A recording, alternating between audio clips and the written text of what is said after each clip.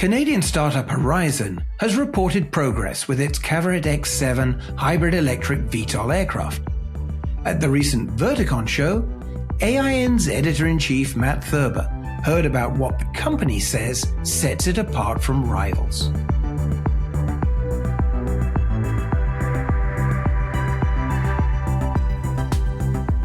So this is a somewhat unusual design with fans in the wing. Tell us why that architecture was selected. Well, there's a number of benefits to putting the fans in the wing. If you're using a ducted fan of any sort, you gain efficiency per power laydown, so you don't have any losses for the fuselage being underneath the main rotor or something like that with a helicopter. That typically results in 15% thrust loss in the vertical. You put the fans into the wing, you actually have a gain from low pressure area on the top of the wing, even in the hover. But it's not that efficient if you want to move forward with the fans in the wing, is it? So how is that? No, but it is. So here's the trick. You see what that does with the front panel of the wing moving forward.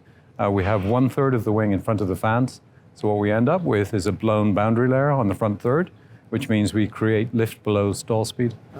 So give us a little more detail about how this all works together to give you the efficiency you need to get the kind of range you're shooting for. So really the good thing about the propulsion system is that each item is optimized for its phase of flight. So that means that the lift fans are all optimized for the hover. They are fixed pitch, optimized for vertical lift and 1 RPM only. And then all of the maneuver in the hover is thrust vectoring with gridded vanes that deflect the thrust underneath the outboard fans.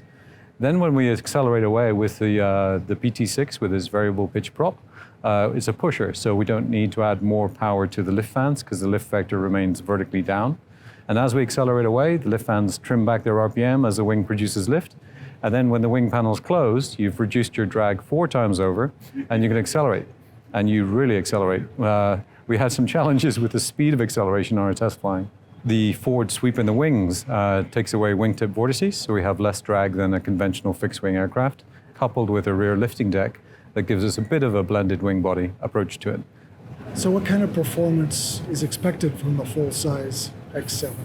So we're looking at, as advertised really, at our sort of 500-mile range or 800 kilometers, and then we're looking at a 200 knot plus cruise speed, depending on the amount of installed horsepower with the PT6, because users can choose the PT6 that they put in and trade off between vertical lift weight, because a higher horsepower engine is slightly heavier, and if you want to do that, you can do that and get more speed.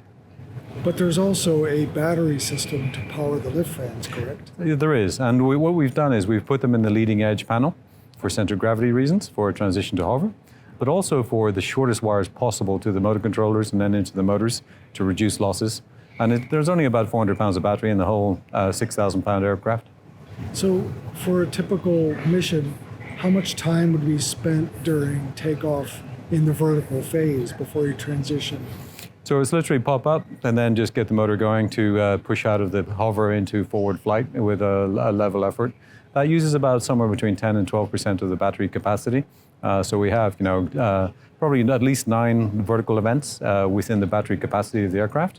And if they ever fail at any point, we can go to a runway because we're fully conventional runway capable with wings open or wings closed.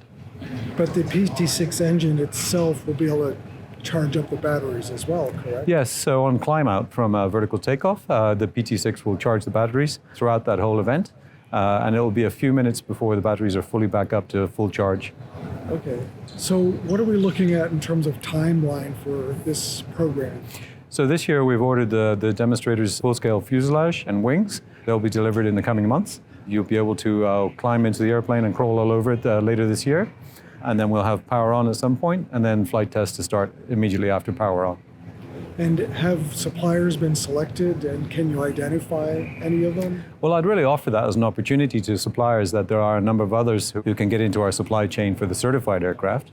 For the demonstrator, we have chosen a number of suppliers like Ramp for the fuselage, MT Propellers for the propeller, Pratt & Whitney for the PT6, and North Aircraft for the wings. So we have a number of suppliers already selected for the demonstrator. And then as we transition into production, there's a new opportunity for supply chains to be established with many supply companies.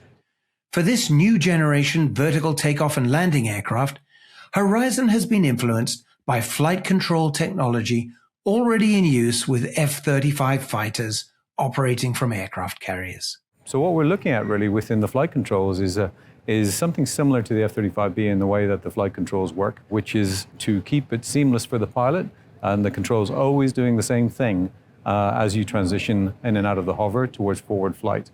But in forward flight, it'll handle exactly like a conventional airplane with a PT-6, like a Cessna Caravan or a PC-12. That's an interesting point. The control's always doing the same thing, because in a tilt rotor, you have different controls doing different things, and it takes a lot to wrap your brain around that. So, with Sea Harrier, we had 4 variables. We had stick in 2 axes, we had the throttle, and then we had the nozzle lever, and then we also had rudders. We actually had 5, but you never really used the rudders, to be honest. So with 4 variables, that reduces it down to less than 1% of pilots that can do that.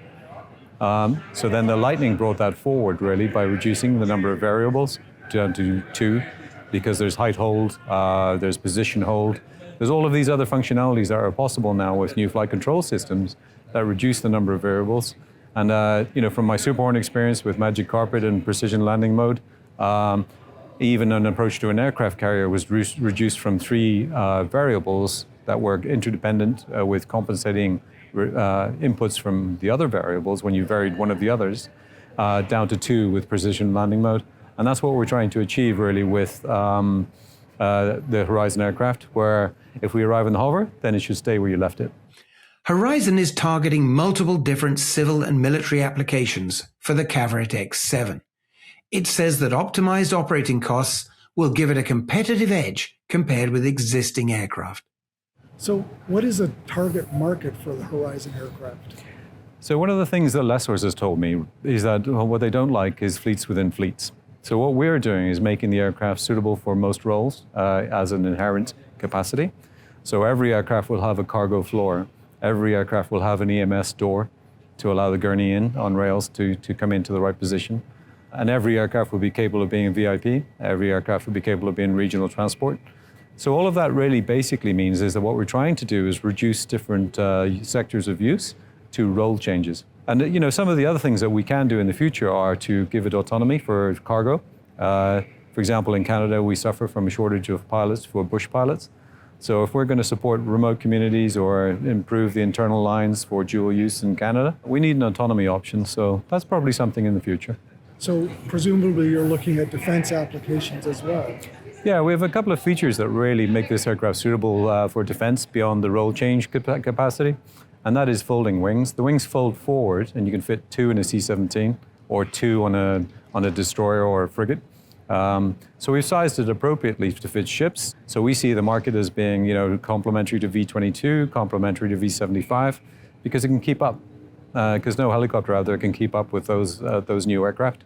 And the other sort of capacity we built into the airplane is air refueling. And the fundamental sort of signatures of the airplane are reduced from a helicopter as well. We're 20 times quieter than a helicopter in overflight, 7 times quieter in the hover. Radar, we don't have a big Doppler returning main rotor. We just have the pusher prop, which is much smaller. And for infrared, the exhausts of the PT-6 are shielded from many angles by the rear deck and twin tails. But what about operating costs?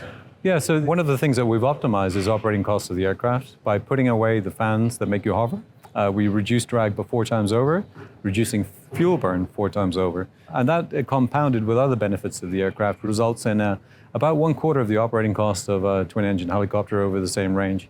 But the other killer really on cost is it's double the speed. You can do twice as many sectors in one day.